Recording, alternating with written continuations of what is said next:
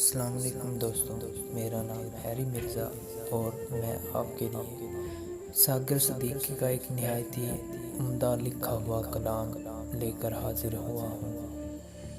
तो शुरू करने से पहले मेरी गुजारिश है कि आप हैरी एडिटिज़ को ज़रूर सब्सक्राइब करें। उम्मीद के मोती अर्ज़ा हैं, दरवेश की झोली खाली है। फूलों से महकते दामा में दरवेश की झोली खाली है। एहसास सिफाती पत्थर है, ईमान सुलगती धुनी है। एहसास सिफाती पत्थर है, ईमान सुलगती धुनी है।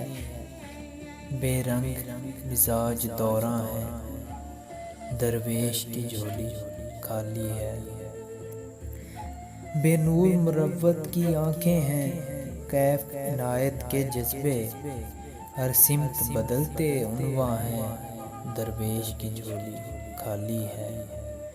गदड़ी के फटे टुकड़े सागर एहसान तखय्युल क्या ढांपे। फरियाद के नुक्ते हैरां हैं, दरवेश की झोली खाली है। फरियाद के नुक्ते हैरां हैं, दरवेश की